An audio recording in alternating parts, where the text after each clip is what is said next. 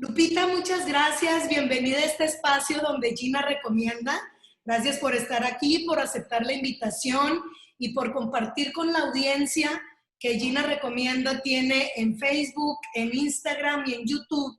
Este espacio donde estamos tratando el tema de mujeres sobrevivientes de cáncer de seno y cómo hemos lidiado con el miedo al diagnóstico, con el miedo a los tratamientos o toda la situación totalmente nueva para nosotros que viene. ¿Cómo le hemos hecho cada una de nosotras para lidiar con un diagnóstico como es el cáncer de seno? Entonces, más en este momento que es el mes de la concientización hacia la prevención y el mes del cáncer de seno, donde se levantan todas las manos, donde todo se pinta de rosa, aunque el cáncer no es rosa, es bastante más complicado que eso. Pero pues quiero también aprovechar este auge donde todo el mundo estamos platicando y levantar la mano y decir, compartir, sobre todo con amigas, de qué se trata toda esta nueva etapa en nuestras vidas y cómo lidiar con el miedo. Bienvenida, Lupita. Muchas gracias, Gina. Bueno, es un placer verte, escucharte y la verdad para mí pues es un honor poder compartir esta experiencia de vida, ¿no? Entonces, pues mira, yo hace 15 años y medio me diagnosticaron cáncer. Obviamente, pues es como si te aventaran un baldazo con agua y en ese momento, o sea, mi primera reacción fue relacionar cáncer, muerte. Ese fue mi primer gran miedo. O sea, me voy a morir. Yo en aquel entonces, pues mis hijas estaban, tengo tres niñas que ahorita ya son, gracias a Dios, pues adolescentes y ya casi algunas más jovencitas. Entonces era el miedo no nomás de que tú te mueras, sino de dejar huérfanas a 3 niñas, a mi marido, a mi vida, a mi hoy, ¿no? Entonces me dice el doctor, ¿tienes cáncer? Lo primero que se me viene a la mente es preguntarle, ¿me puedo morir? Obviamente el doctor me dijo, pues las posibilidades siempre están abiertas. ¿Hay cosas que podemos hacer? Sí. Perfecto. ¿Qué nivel de cáncer te diagnosticaron, Lupita? La etapa 1, 2, 3, 4. No, yo estaba en etapa 3 con metástasis en ganglios. Okay. Un cáncer agresivo y tenía como una parte que no era tan favorable, que era bastante joven, tenía 35 años. Ok. Entonces, Sí, lamentablemente los diagnósticos están siendo cada vez de mujeres muy jóvenes, en los 20, 22, 25, 27, o sea, cada vez están llegando más jóvenes los diagnósticos. Así es.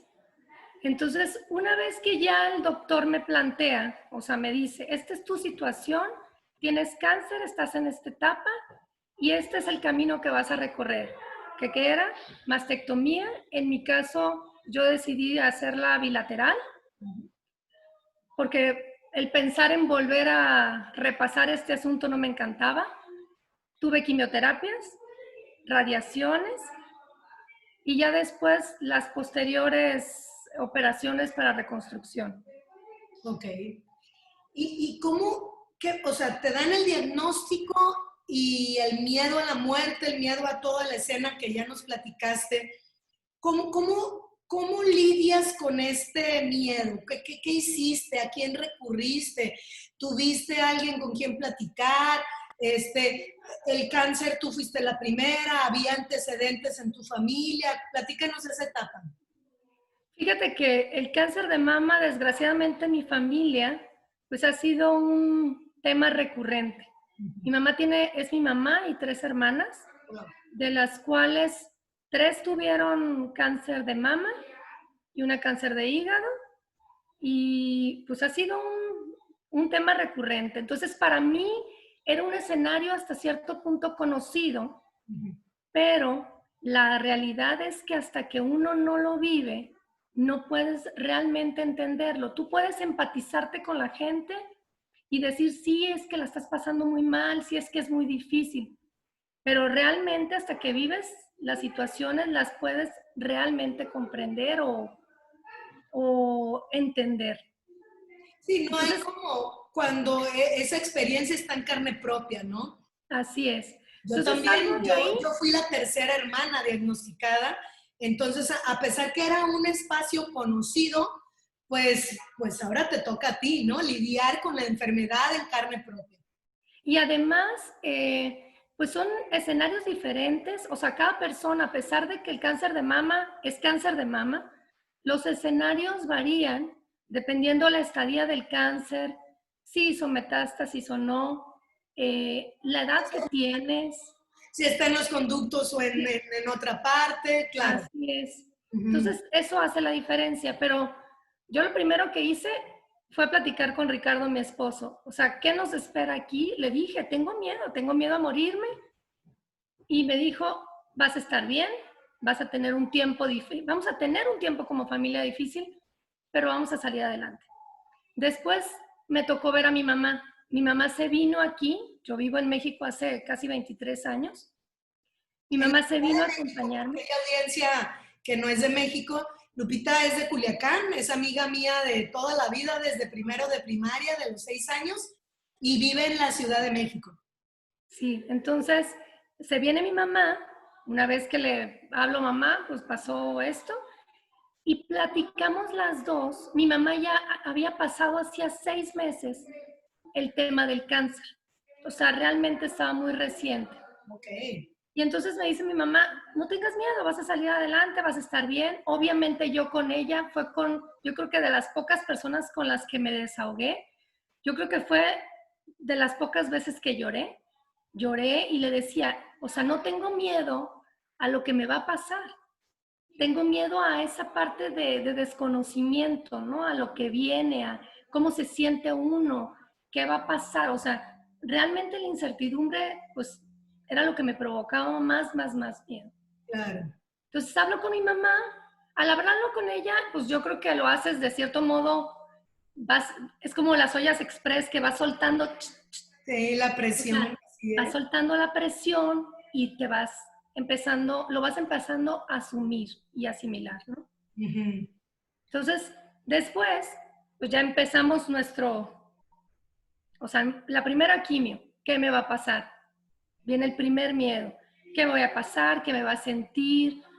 O sea, me voy a sentir muy mal, como que todo gira alrededor de la incertidumbre. Yo creo que ese es el factor que propicia el miedo en Es- una manera más intensa. El Así es. no saber a lo que vas, el no saber qué esperar, el no saber, pues, qué te va a pasar, qué vas a sentir, si te va a doler, si no, si vas a vomitar, si X. Entonces, tengo mi primera quimio y tengo mi primera experiencia, es mi primer contacto realmente pues, con lo que en ese momento era mi realidad, ¿no? Ujú. Gracias a Dios me fue muy bien. Yo creo que algo que me fue ayudando a las quimios es que la persona, el doctor que era mi oncólogo médico, pues es una persona, él es de Tabasco, es una persona muy guapachosa, muy apapachador, muy como nosotros los de provincia. Y eso ayudó que cuando yo sentía esa necesidad de que alguien te hiciera así, o sea, te apapachara o te dijera, no te va a pasar nada, vas a estar bien, ánimo, él siempre estaba ahí. Ok. Porque sí me pasó alguna vez en una de las quimios que llegué y anímicamente pues, no estaba en mi mejor momento. Ya era como la cuarta, quinto quimio, ya había golpeado y entonces no quería, ese día no tenía ganas y tenía miedo. Y entonces le dije me empezaron a pasar la quimio y le dije, oh, quítamela porque no quiero. Y esta persona que te digo, este doctor, me mandó a llamar y me dijo, no te va a pasar nada, estás bien, tú puedes. De ahí salí y me la puse. Obviamente fui aprendiendo a vivir con la enfermedad, aprendiendo a sacar adelante cada uno de esos miedos que se iba instalando dependiendo la etapa en la que estaba. Por ejemplo, cuando me dijo que se me iba a caer el pelo, le dije, ¿estás seguro que se va a caer el pelo? Imagínate el miedo de que tienes el pelo y para ti el pelo es para toda la vida. O sea, nunca piensas que lo vas a perder. Sí. Entonces, cuando empieza el pelo a caerse, realmente te sientes vulnerable, te sientes que te estás desbaratando, o sea, que estás viendo cómo la enfermedad está haciendo sus estragos. Sí. Entonces, superar eso, o sea, fueron pasos y pasos y pasos, ¿no? Obviamente, yo creo que a mí me sirvió mucho el ser una persona de fe. Pues por algo estuvimos en el Monfe y el Monfe nos dejó unas bases sólidas. Además, nuestra familia. Pero yo creo que también algo súper importante que me pasó en mi caso personal es que yo le pregunté al doctor, a ver, ¿cuántas quimios van a hacer? ¿Cuántas radios van a hacer? ¿Y cuándo termina este tratamiento? Entonces él me dijo, tienes 8 quimios, 42 radiaciones y dígame el día exacto que pudiera terminar si todo va así, tal cual. Con tu 21 de diciembre, yo me quería ir a Culiacán a pasar Navidad con mi familia. Entonces lo que hice fue como mentalizar, ponerme un solo objetivo. Mi meta era estar bien, sana, el 21 de diciembre. Y no perdí de vista eso. Te visualizaste, te pusiste ese objetivo y es como cualquier disciplina, ¿no? Cuando estás emprendiendo lo que sea, te pones, o sea, esos dolores del camino, cuando tienes muy claro el objetivo final, dices, pues es parte del camino. O sea, no estoy en mi mejor momento, quizá esto puede estar o doliendo, puede ser incómodo, o puedo estar perdiendo el cabello, pueden estar pasando muchas cosas. Pero cuando tú volteas y ves ese futuro posible, esa esperanza de ponerte esa meta y decir, voy a llegar y voy a estar en diciembre, en Navidad bien, y voy a estar con mi familia, pues son de esos bastones o pasamanos de los que te vas agarrando en el camino para no desfallecer, para decir, ya falta menos, es como ahorita en la pandemia, ¿cuándo se va a acabar? ¿Quién sabe? Pero falta menos de cuando empezamos, ¿no? Claro. Entonces, claro. Es el poner no todo el foco en lo que ahorita se está viviendo y el trabajo que nos está costando ahorita, sino en esa parte futura donde voy a estar bien y voy a estar sana y me veo perfectamente cenando con mi familia el 24, ¿no? Así es. Obviamente en ese camino te vas acompañando de gente que te impulsa. En mi caso, por ejemplo, pues un gran motor fueron mi esposo y mis hijas, ¿no? Y estaban chiquitas, ¿no? La chiquita. Tenía una, o sea, la más grande tenía 6, la segunda 4 y la otra 2. Sí. Yo tenía un rol de mamá que además no podía hacer un lado. Entonces, lo que hacía es, tomaba mis quimios en fines de semana, o sea, me la enchufaba el viernes, el lunes me desconectaban y yo seguía porque tienes que seguir. O sea, no me di la oportunidad de decir, no puedo.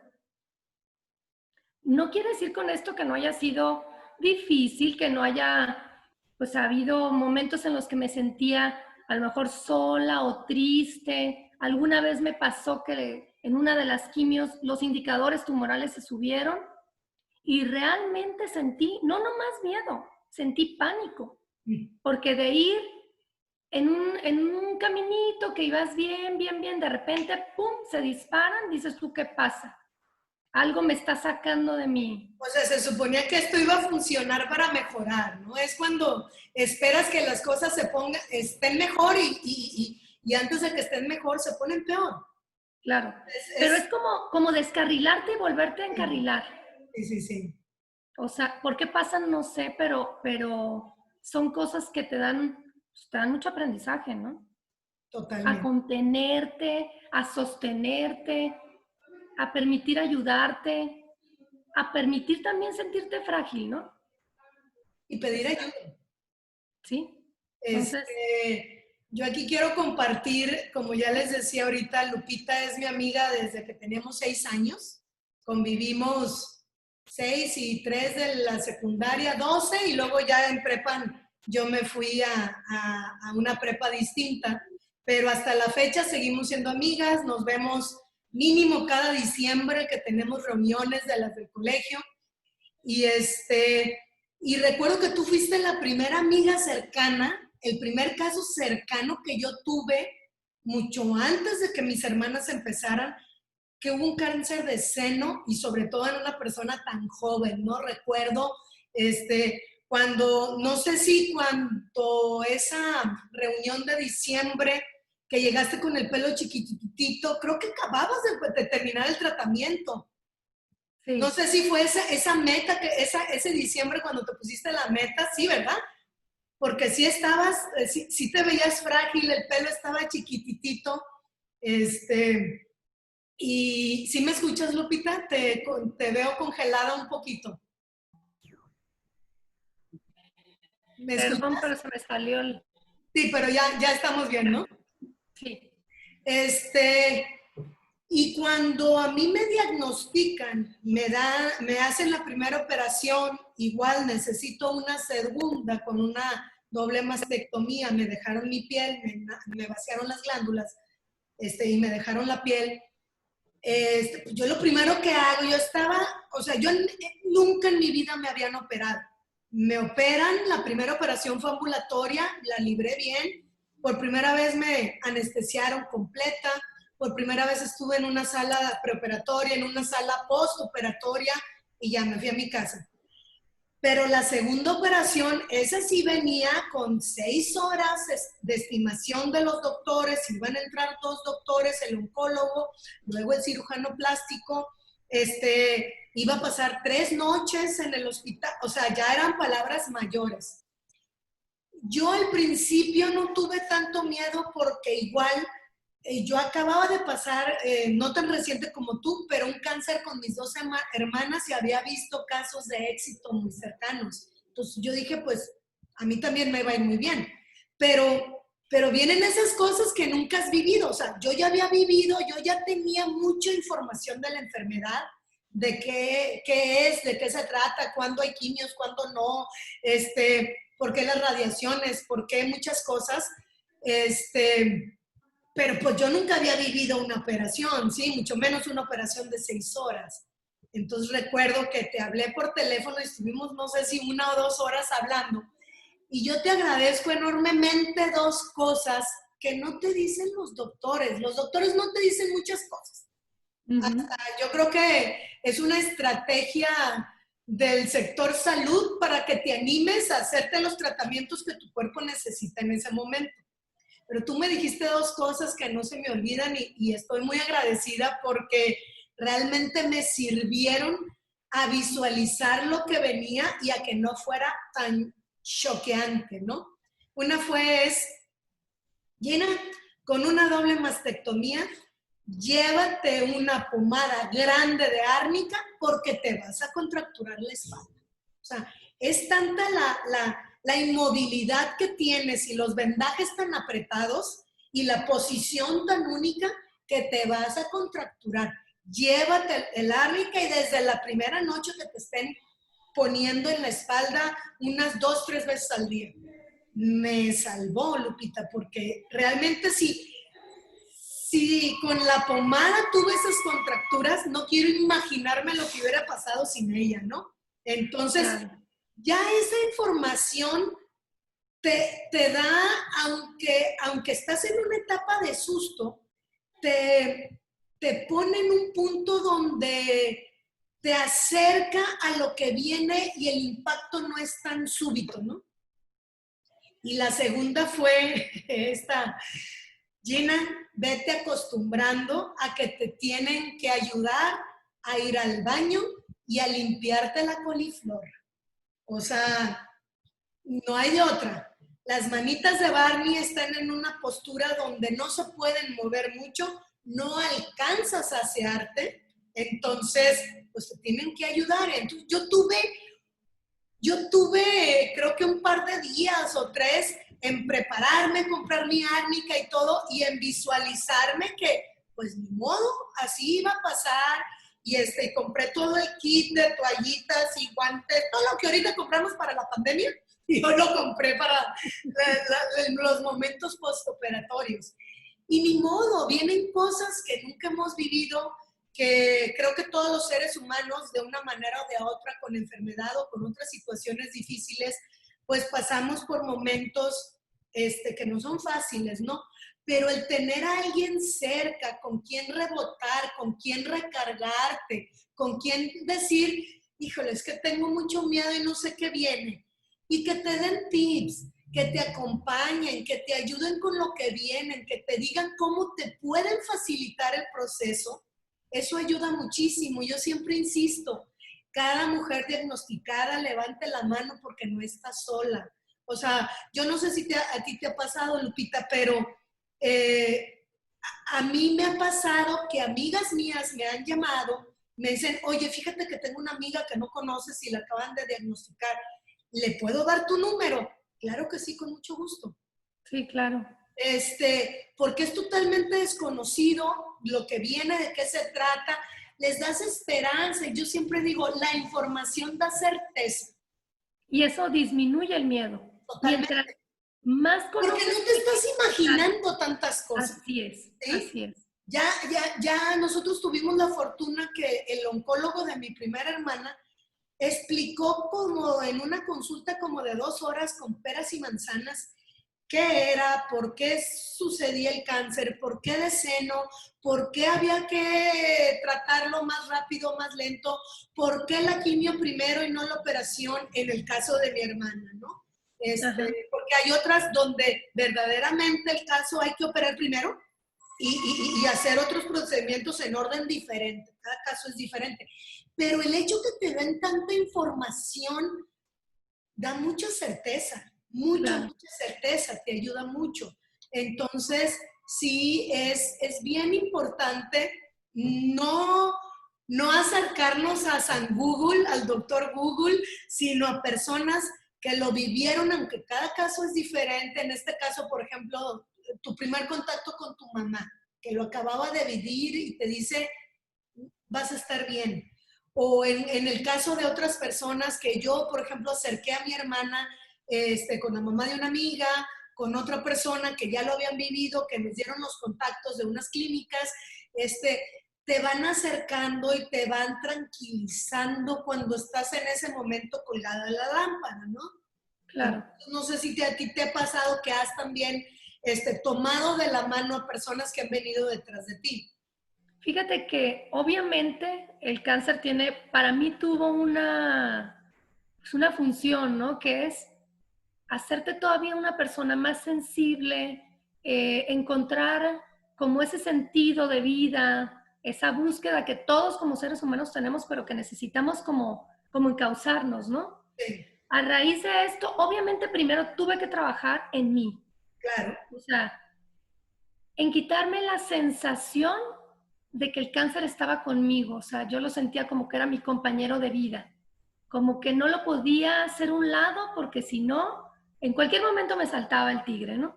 Sí. Entonces yo tuve que trabajar eso. O sea, mi primer trabajo que hice fue, pues fui con un psicólogo, una persona que me ayudó a contactar con mis miedos, a poder ponerlo en su lugar, en su espacio, agradecerlo y hacer un cierre. Eso fue lo primero que yo hice. Después dije yo, bueno, ¿qué sigue? Bueno, pues ahí tengo que encontrar un sentido. ¿Qué puedo hacer con todo lo que he aprendido? Entonces, primero hice un diplomado de logoterapia, que lo que quería yo era encontrar como por dónde podía llegar. Y después empecé a contactar a gente que estaba enferma con cáncer, o sea, que me decían, oye, Lupita, tal persona tiene cáncer, claro que sí. Me acercaba a ella, la apoyaba, le daba igual los tips, lo que yo había vivido, lo que yo había experimentado, se lo ponía en sus manos para que esa persona pudiera hacer uso de él y la acompañaba. Eso empezó a ser así, como tocar una persona aquí, otra persona allá. Pero ya en una manera más formal, entré a un voluntariado. Y en este voluntariado lo que hicimos es empezar a cachar a toda la gente que estaba en la parte de proceso de quimios, de radio, de mastectomías, después, o sea, ya cuando ya ha pasado tiempo, pero que todavía no puedes como volverte a reestructurar. Y entonces tenemos ahorita un grupo de apoyo, que más o menos hay como 120 personas, 120 mujeres. Siguen entrando porque se van incorporando, las que van llegando al hospital pues se incorporan al grupo. Entonces les damos desde pláticas, desde vamos y las visitamos en el momento que están recibiendo sus quimios, desde les damos el apapacho de llevarles una cobijita porque ya ves que a veces con las quimios te da frío. Hacemos prótesis artesanales con linaza porque pues desgraciadamente es gente que no tiene posibilidades económicas para hacerte una mastectomía reconstructiva, ¿no? Permanente. Entonces, no es lo mismo verte aunque sea por fuera, llenita, a verte así. Entonces Sí. les obsequiamos sus prótesis. Y te digo, ahorita, por ejemplo, tenemos nosotros con lo del mes rosa, todo este mes les damos pláticas, les damos talleres, de todo tipo, ¿no? Y entonces esa es la manera que yo he encontrado de permear. Obviamente ahí en el voluntariado, pero también a cuánta gente me dicen que, oye, que fulanita tiene cáncer, que si le puedes, con muchísimo gusto. Es una tarea de vida, es un ayudar, es darle un pequeño apapacho, ¿me entiendes? Pues a tu prójimo, ¿no? ¿Y cómo le están haciendo ahorita, Lupita, donde pues estamos en pandemia? No sé cómo esas 120 personas, no sé cómo se reunían, si era presencial o virtual antes de la pandemia, y cómo le están haciendo ahorita. Platícanos cómo pasó o cómo están ahorita. Mira, antes lo hacíamos presencial. Tenemos en el hospital un área que es una ludoteca, donde les hacíamos talleres. Obviamente hicimos un grupo por WhatsApp, que es ahí donde tenemos concentrados a las señoras, y de ahí les mandamos información, pero cada vez que hacíamos alguna actividad que la hacíamos vivencial, la hacíamos en la ludoteca y ellas asistían ahí. La visita era obviamente presencial en el hospital, las acompañábamos a veces también a la parte de la consulta con el doctor o lo de las prótesis. Ahorita que estamos en este tipo pues de modo virtual, así es, lo que hacemos hicimos un mes rosa, o sea, programamos una serie de conferencias por Zoom. Y entonces conseguimos los ponentes, luego conseguimos unos donativos como para hacer unas rifas que también las hacemos así y se las hacemos llegar como algo que te olvidan un poquito, ¿me entiendes? Que estás en el cáncer nomás. ¿No? O sea, si te sacas, por ejemplo, a lo mejor unas pinturas, una cremita, una bolsita, o sea, entonces se hace la rifa también, pero todo lo hacemos vía virtual. Hay Ahora mencionaste el mes rosa, pero ¿qué pasó de abril para acá? De abril Seguimos con ellas a nivel virtual. Ok. No podíamos entrar al hospital, o sea, ellas seguían yendo a sus quimios, a sus consultas y nosotros les dábamos seguimiento. Lo que hicimos es hacer cuenta por WhatsApp, pon tú que a mí me dieron 2 señoras para darle seguimiento. Okay. Hola, ¿cómo vas? ¿Cómo estás? Hacíamos videollamadas, o sea, como estarles dando seguimiento. O si en la quimio necesitaban un poquito de plática, compañía, pues de manera virtual con el celular, ¿no? Así es. Okay. Y a todas, tenemos como un registro de todas y vamos viendo, ella está en quimio, ella está mal, a ella le falta esto, o está deprimida, o sea, tenemos un grupo nosotros donde nosotras mismas estamos como comunicándonos para poderlo permear hacia ellas. Y tú que estás tan cerca de un hospital y de personas que están viviendo eso, ¿cómo has visto? Porque yo de repente leo noticias que se han disminuido mucho los diagnósticos porque las personas, las mujeres que se están detectando algo raro, que lamentablemente a veces cuando ya te lo detectas tú, es porque la bolita no mide medio centímetro, ¿verdad? Sí. Mide 2, 3, 4, no sé, cuando por ejemplo, en mi caso, al tacto no había absolutamente nada, ¿sí? Uh-huh. Entonces, ¿qué has sabido? ¿Qué movimientos hay para decirle a las mujeres no dejen de hacerse sus estudios? Ahorita en octubre aprovechen, váyanse y revísense. Hay mucho miedo, uno, de salir de la casa, nada más a lo necesario, y pues lamentablemente a veces este tipo de consultas o estudios pues se incrementa el miedo porque pues eso es un hospital, no sabes si hay COVID o más si tu hospital al que normalmente acudías, pues ahora resulta que es hospital COVID. O sea, ¿cómo, qué has sabido de esta situación, de que han bajado los diagnósticos, de que las mujeres que se estén detectando algo no estén acudiendo a tiempo a hacerse sus estudios? Fíjate que yo creo que sí hay más conciencia. O sea, yo sí creo que la gente sí tiene más ese chip instalado de decir, tengo que checarme, por lo menos de ocultarse, ¿no? O sea, de tentarse, de hacerse o sea, su exploración. Ahorita, por ejemplo, eso que dices tú de la pandemia, sí ha provocado, nadie quiere ir a los hospitales ni hacerse ningún estudio, ni radiológico, ni nada, por miedo, ¿no? Sí. Pero lo que sí han manejado ahorita es que, por ejemplo, sobre todo aquí en la Ciudad de México, no sé en otros lugares, pero sí han hecho los centros, por ejemplo, de diagnóstico muy especializados cuando son COVID y cuando no, o sea, no están revueltos. Yo no puedo ir a sacarme un análisis de sangre o una mastectomía o una radiografía o una mastografía, perdón, en ese lugar solamente hacen como estudios de rutina. Ok. No hacen estudios para gente que tenga COVID. Hay centros especializados donde hacen el estudio de COVID y todos o sea, el TAC y todas esas. O sea, sí está como separado, ¿no? Ok. En el hospital al que yo voy, obviamente pues, es un hospital más de la mujer, de maternidad también, entonces sí tienen muy dividida esa parte de la gente que tiene temas oncológicos, aquí le hacemos los estudios y todos los demás tienen otra área. Ok.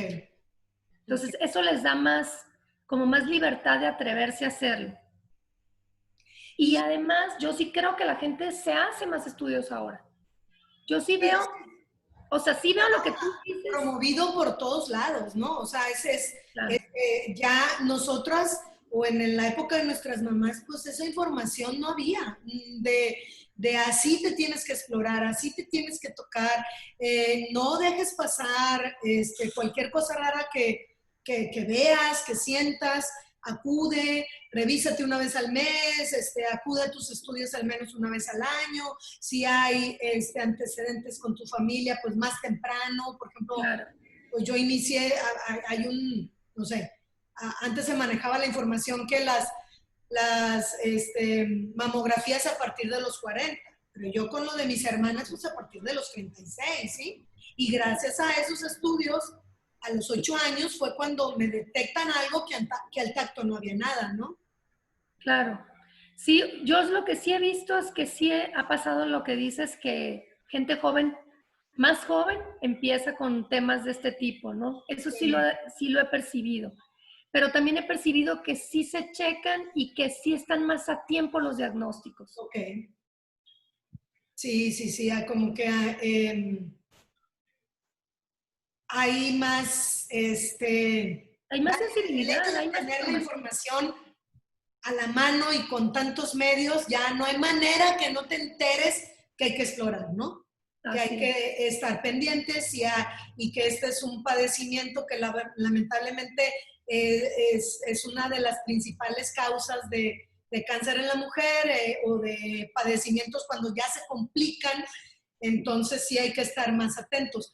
¿Y tú que has tenido contacto durante estos años, Lupita, con tantas mujeres, que ya es tu vocación o ese sentido que tú le estás dando a pasar hacia adelante y tomar de la mano a tantas mujeres?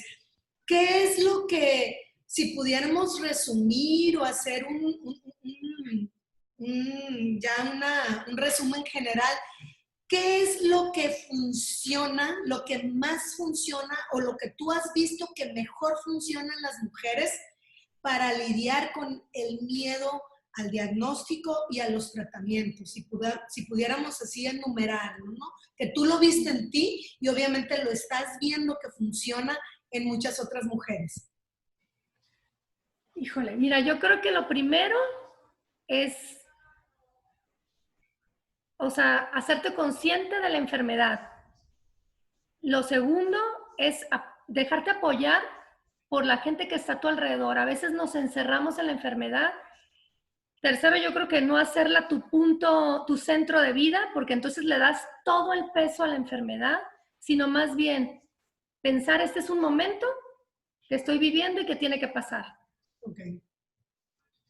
Y pues la verdad, para mí, o sea, la fe, Dios, o sea, tomarte de la mano, agarrar de tus fuerzas, de donde tú obtienes esa energía que te hace como mantenerte. Y a la vez esa paz, ¿no? O sea, es la Claro, energía para seguir y la paz para decir, después de la tormenta va a venir el arco iris, ¿no? así Eso es, también pasará, así es. no tengo que estar sometida a esto todo el tiempo, ¿no? Sí, y también pensar, como dices tú, que va a pasar, o sea, que no va a ser algo, no instalarlo en nuestra vida, no instalarlo como, no darle el trono a la enfermedad, porque lo que hacemos es, en esos momentos, la ponemos como nuestro principal objetivo, pero no es objetivo, es nuestro principal preocupación o miedo. Y entonces abarcas toda tu vida. Y entonces eso hace que tú pierdas la perspectiva de otras cosas. Entonces sí, cuando tengas un diagnóstico así, obviamente estar consciente de él, estar consciente de lo que vas a vivir, de lo que representa, pero también estar consciente de que vas a salir y de que vas a estar bien. Claro, y si tenemos esa visión de una versión de nosotras sana y funcionando bien y volviendo a la vida y llegando sobre todo en convertirnos en mejores personas y aprender de todo el proceso, pues entonces tienes esa meta, tienes ese punto futuro donde cada vez te acercas más y lo puedes lograr, lo puedes obtener y a raíz de ahí, pues, como yo siempre digo, volteas y das la mano, ¿no? A las que vienen detrás. Así es, así es. Eso es muy satisfactorio. O sea, cuando ayudas a las demás personas, también te vas sanando tú. Fíjate que en una de las primeras entrevistas que subí, he conocido a mujeres por una página de Instagram que se llama Te Toca Tocarte. Es una página de mujeres latinas. Uh-huh. He conocido a varias mujeres y he entrevistado a dos de ellas. Una chava se llama Isabel Ojeda, los que se asomen ya sea en Instagram o en la página de YouTube, donde sí van a poder ver esta entrevista completa, porque Instagram y Facebook pues te permite nada más poner 15, 20 minutos, ¿no? Entonces en YouTube, en la página de Gina Recomienda, están las entrevistas completas. Pero hay una cosa que me causó me encantó cómo la manejó Isabel. Dijo, pues yo decidí que las quimios eran vida, que mientras me estaban enchufando, yo estaba recibiendo vida, estaba recibiendo un armamento para lidiar con la enfermedad y que si había efectos secundarios, pues cuando se pelean los buenos contra los malos, pues siempre hay casualties, como dicen los gringos, ¿no? Pero a mí me estaban inyectando vida y yo no veía como que, ay, la quimio, o se me cayó el pelo, o ahora estoy muy débil este día. Me inyectaron vida y pues esos momentos difíciles pues eran algo que tenía que pasar para después estar situado en el trono de, esto es vida, me están dando vida, ¿sí? Y ella tenía un diagnóstico muy difícil, que obviamente, nuevamente, los doctores no te dicen al principio, pero al final le dijeron, ah, caray, o sea, no creíamos que la fueras a librar tan bien como lo has estado haciendo. O sea, creían que al operar al final del tratamiento iban a encontrarse con mucho más ganglios comprometidos o con una metástasis en otra parte, y no, o sea, realmente también esa actitud positiva y como dices tú, no tomar el centro de la enfermedad como el centro del universo y mucho menos la pena por la enfermedad, porque una cosa es tomarlo como me doy el tiempo de vivirlo y de estar en paz, a decir, es el centro de mi universo y aparte estoy en miedo, estoy en preocupación, estoy sentada en que todo me altera, pues entonces también tus células están reaccionando de la misma manera, ¿no? Claro. Se te pone a la defensiva, estás más tensa, tu cuerpo está alterado, ¿no? No hay como tener esa paz y esa tranquilidad y seguir con tu vida, como tú ya lo has mencionado, ¿no?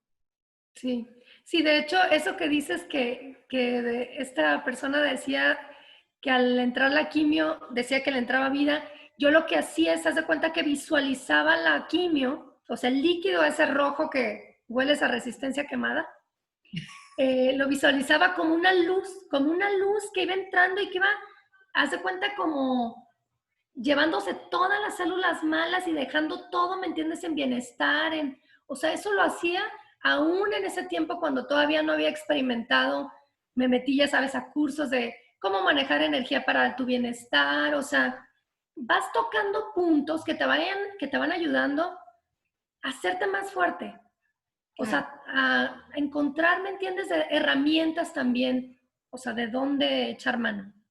No, y luego, por ejemplo, en este caso, en mi caso, yo termino el proceso y decido agarrar el toro por los cuernos y decir, soy responsable de mi salud y no nada más la salud física, porque yo creí que me alimentaba bien, yo creí que tenía una buena dieta y buenos hábitos, pero siempre se puede mejorar, siempre puedes Claro, estar mejor, ¿sí? O sea, tomar las riendas de tu salud física, emocional, espiritual, es bien importante porque entonces, aunque obviamente de repente hay situaciones que no están en tu control, pero que tú ya tengas pues esos hilos agarrados y que tú lleves la rienda, ¿no? Que no te dejes, porque yo siempre digo, a veces es más tóxico un pensamiento negativo que una claro. hamburguesa, vamos a decir marcas del McDonald's o de esas, Así es. que alimentos chatarras, una Coca-Cola, o sea, te puede hacer más daño un pensamiento negativo que una hamburguesa con Coca-Cola, ¿no? Una hamburguesa Claro. mal hecha, ¿no? Porque luego hay unas muy ricas que son caseras acá, ¿no? Entonces es un todo, es un combo, es sí la salud física, la alimentación, el ejercicio, la suplementación, pero también es qué le estoy metiendo a mi mente, cómo reacciono con la vida, o sea, qué emociones tengo, si soy congruente con lo que pienso, lo que digo, lo que hago, o sea, todo ese estilo de vida tiene que ser en conjunto, no puedes... Claro. Uy, se me fue el aire. Ay, te dejo la palabra porque típico que tragas por el conducto equivocado y...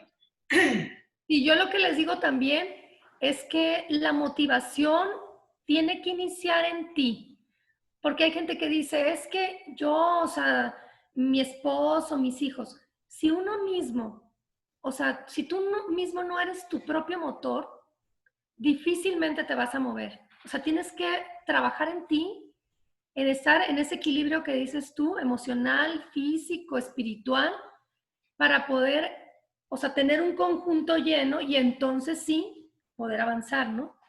Pero Claro, sin esperar que te apuntalen de lados, o sea, la gente o el cariño o el amor de todo lo que te rodea te da fuerza, pero la fuerza que te mueve a ti es tu fuerza interna, o sea, lo que tú eres, ¿no? Entonces hay que trabajar en uno mismo mucho, en tus pensamientos, en tu salud, como dices tú, en lo que tú comes, en lo que, o sea, no sé, en lo que piensas, en lo que haces, o sea, en ti, ¿no?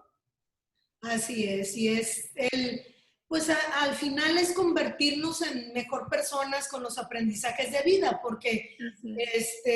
pues en el momento de nuestra vida en que nos tocó lidiar con una etapa de enfermedad, pues a otras personas o en otros momentos de nuestra vida nos tocan situaciones económicas, situaciones con nuestra familia, situaciones con el trabajo. Hay muchas situaciones. Digo, es parte de estar vivo, ¿no? Cuando todo funciona es que aguas porque ya se te está acabando el ride, ¿no?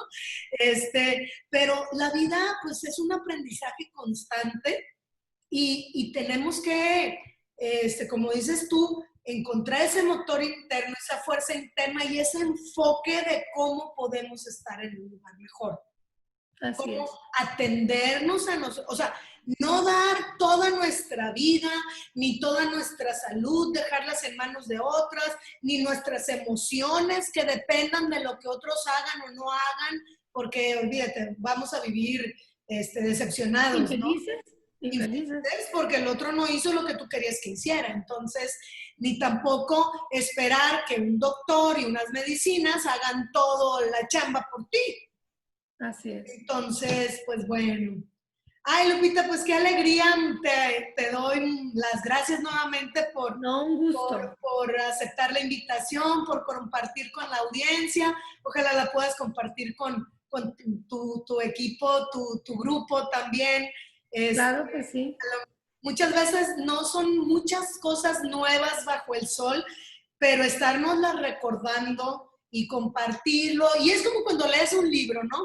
Lo lees, padre, lo puedes subrayar, puedes ponerle post-it y luego al tiempo lo vuelves a leer y te da información diferente. O una película, y más a mí que se me olvidan las películas.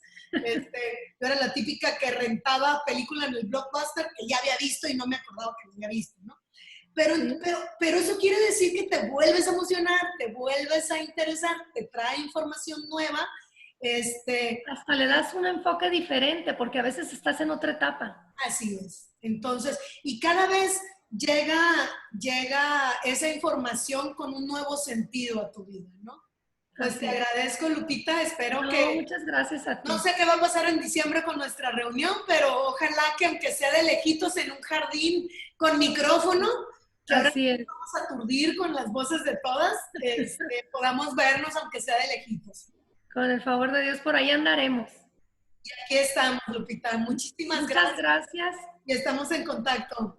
Buenas tardes. Bye. Hasta luego. Chao. Bye.